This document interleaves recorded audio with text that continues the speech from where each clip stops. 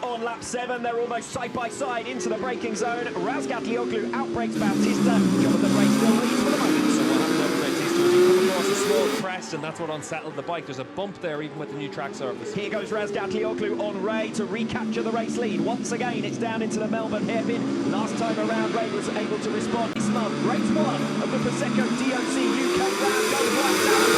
Bautista's start was already picked off Jonathan Ray by the time they get to turn 1. Alex Lowe's sending it down the inside, eventually has to back out of it. Toprak Razgatlıoğlu, big incident there. Toprak Razgatlıoğlu trying to get alongside Prix for third, and a couple of riders mixed up in that one as Bradley Ray tumbled out in the very early stages. Ray trying to come back now at Bautista, side by side further back between Lowe's and Sykes. Tom Sykes making a decent getaway as they filter then through towards the end of sector 3, and still Bautista holding on ahead of Jonathan Ray.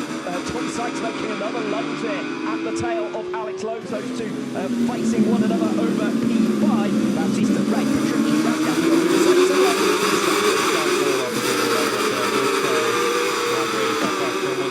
There was 2 rows between them as well. It's be interesting to see what happened.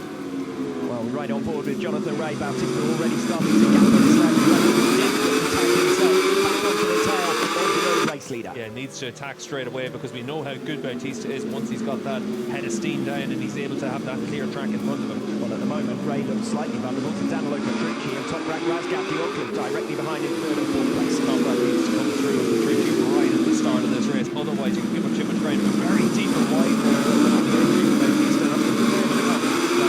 trying to set himself up for a move down the Wheatcross straight at the start of lap 2. He ran a wider entry into Goddard's, but couldn't quite hook it up to pull alongside Prix. So the status quo is maintained for the moment at least. Bautista, Ray and Prix in those podium positions. This is Michael Rinaldi, so he must have got caught up in some of the mischief early on. Here he is, running wide. Oh, well, this is a separate issue there for Rinaldi. It looks like there was 9th and 10th were Rinaldi and Gerloff on the grid, so you would have thought that they were involved together, but it looks like they're totally independent incidents. Yeah, I made the same assumption there. Back to the front with Bautista and Jonathan Ray coming back at him. This is a strong performance now from Ray, who's almost alongside there, absolutely nose to tail. Bautista with a little bit of lead. No opportunity through Coppice, heavy braking now in towards the Fogarty exit. We'll see if Bautista can stretch away. The longest stretch coming up.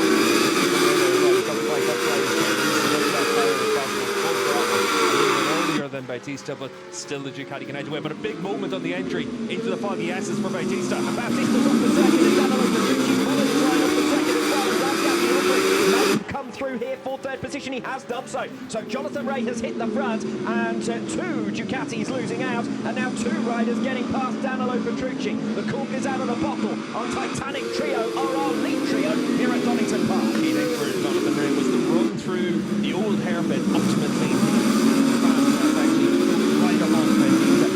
Kawasaki's working well. That's where he needs to open up his gap now to try and give himself a chance to win this race. We know Bautista's great on tyre life, so at the end of the race, the Ducati's going to get stronger and stronger. Ray needs to get down and open up a gap at this stage. Alex Lowe successfully fending off Tom Sykes for big position, was eventually granted 4th place with Danilo Petrucci running off at the Fogarty S's. So Alex Lowe's on into 3rd position. Petrucci now into the clutches of Tom Sykes, but the lead trio has broken away. 7/10 of a second, the gap between 3rd and 4th. We're not seeing the start of this incident, and it was where on the entry to the corner Bautista got in a bit hot. You could see that the bike got unsettled, and he had no choice but to try and run through the foggy S's. But for Bautista, he's still there at 2nd spot. Toprak's closing up the top 3, because Toprak's the fastest rider on the track right now. The top 3 is closing.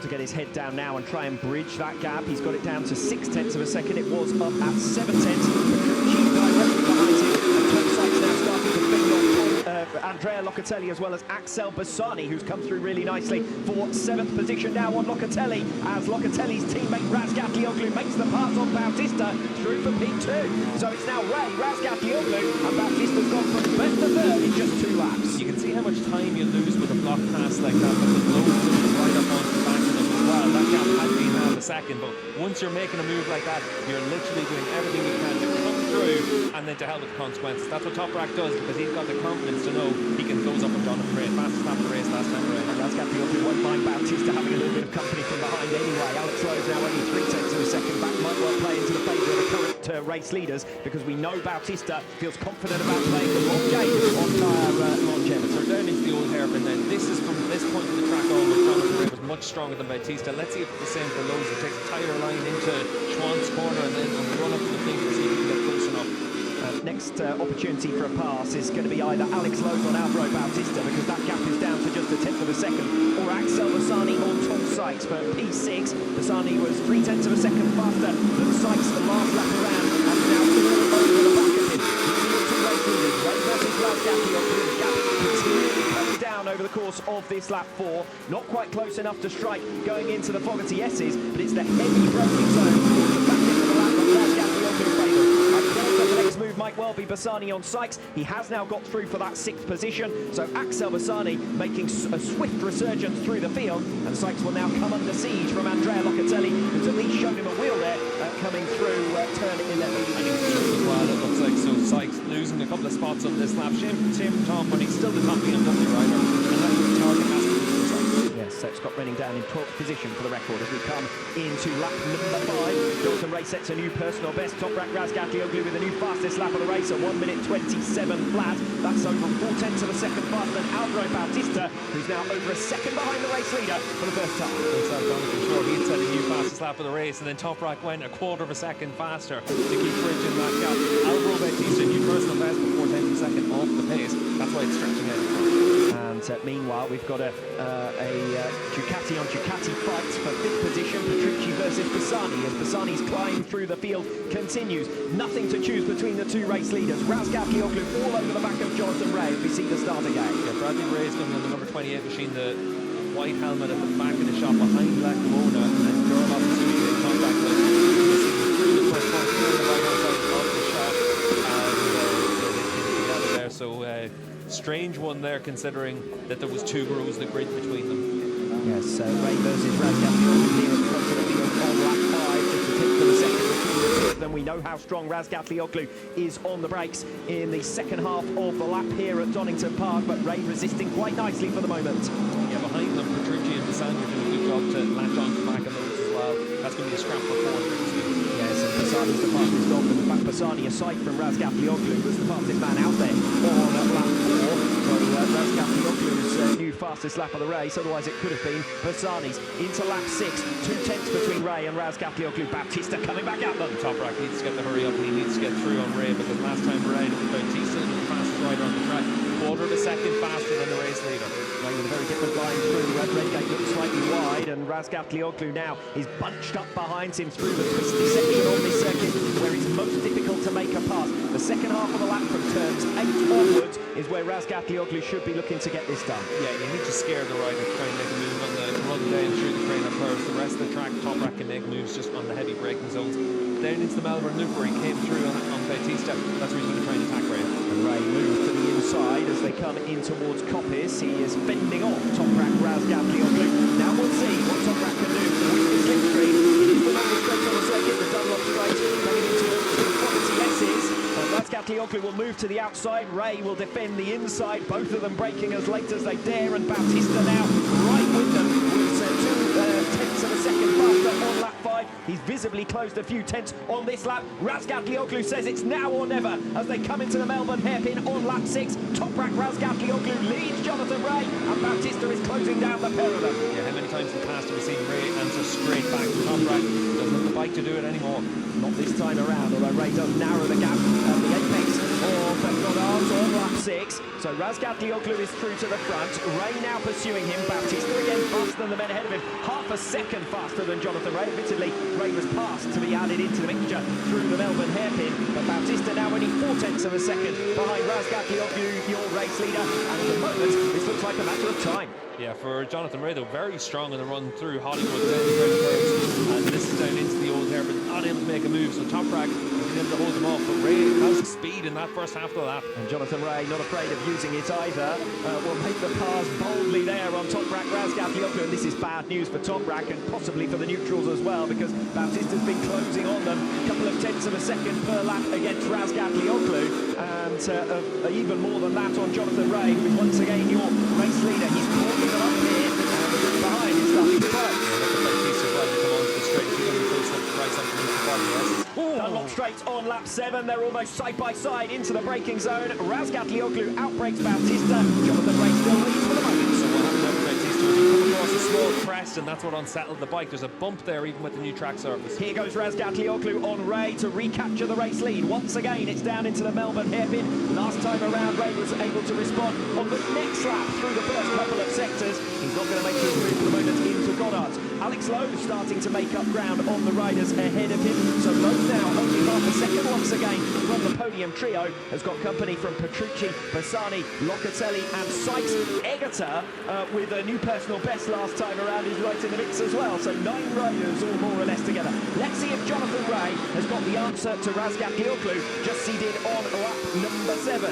Razgatlıoğlu, I think, might defend it a little harder this time around. Yeah, Toprak's vulnerable through here, but so is Bautista with Lowe's closing right up. And here goes Alex Lowe's, and very aggressive there on Andrea Bautista. A little bit too deep. Bautista comes back, and here goes Jonathan Ray on Toprak Razgatlıoğlu. The switch back from the Turkish rider. 3 world champions at the head of the field here, and it's Razgatlıoğlu who leads them.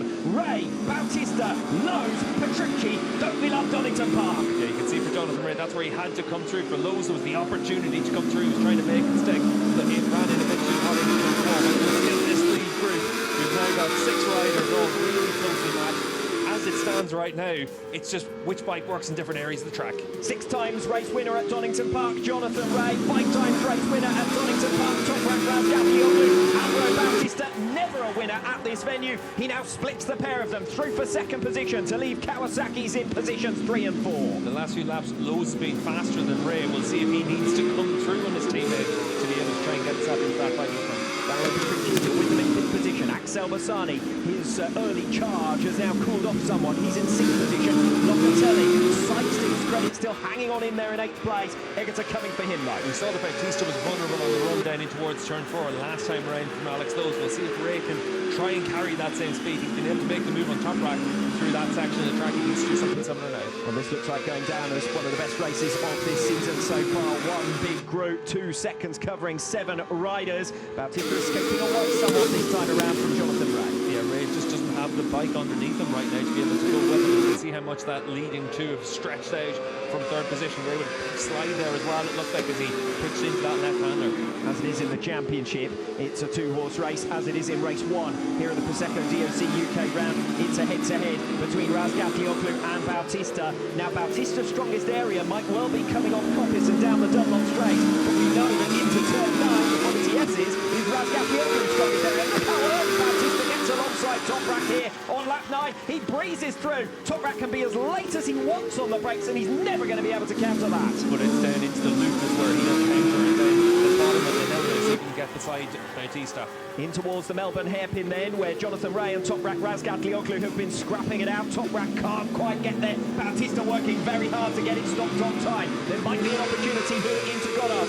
Ray coming back at them. No, Bautista holds the race lead. This is where he had his crash, remember, a year ago, but no such error this time. And in fact, it's Ray nibbling back at Razgatlıoğlu at the end of lap 9. How many times in the last year have we seen Ray and Razgatlıoğlu cost each other the chance of being able to fight with Bautista by scrapping with each other? Is that going to be a case of repeating itself once again? And we know, we've heard all weekend long about how abrasive the track surface is going to be, how for Petrucci to make the pass. Locatelli has closed on Lowe's a lot faster than Petrucci has on Jonathan Ray. Yeah, and for Locatelli, you can see where the gap had been 1.5 seconds, and it goes right up, and now he's going to have that opportunity, maybe as early as the old hairpin.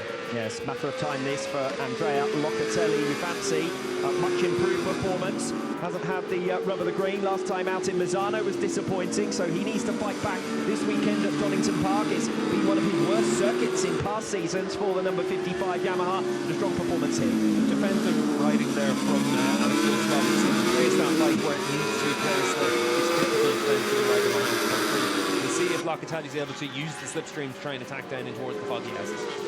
Andrea Locatelli versus Alex Lowe. Lowe was defending fifth position. Locatelli was closing on him at a rate of half a second a lap. And into the Fogarty S's with 2.5 laps to go. Locatelli gets that move made, and now surely will be able to escape away from Alex Lowe to take P5. A much improved performance for Locatelli here after his woes in Lozano last time out. Yeah, not a lot Lowe can do about a move like that. Same as what we saw from Prix as well. You're trying to make sure you're in a position to be as fast as you can through the Fogarty S's.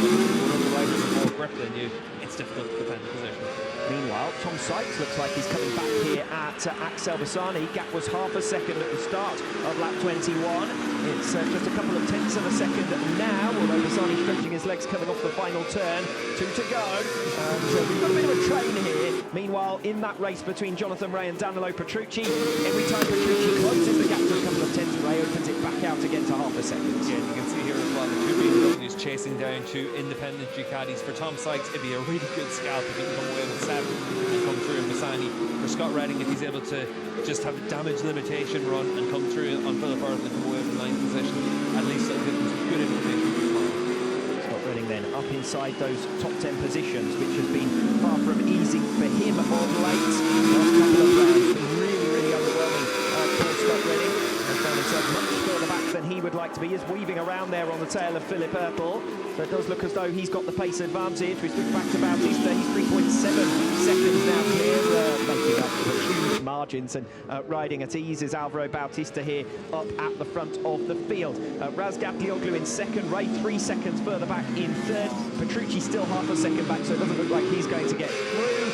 Lowe's well clear of Bassani. Sykes fighting for that 7th position against Bassani, who is defending for the moment. And Scott Redding has now got through on Philip Ertl. That is for P9.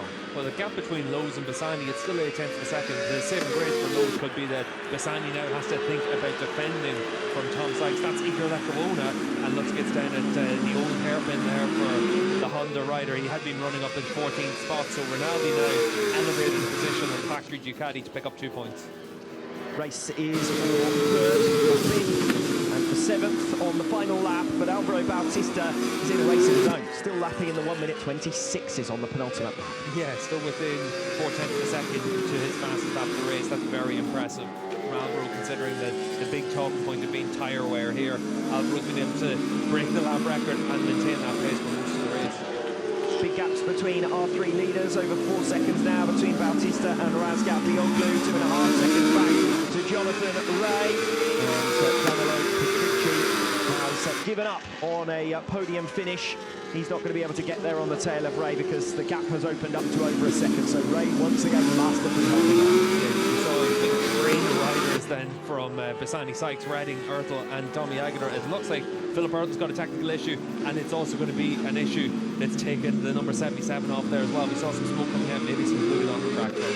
Ducati haven't won at Donington Park since 2011. Alvaro Bautista has only managed 2 podiums from 9 starts here, but in his 10th start, it is a 3rd race victory at Donington Park for Alvaro Bautista. Memories of 20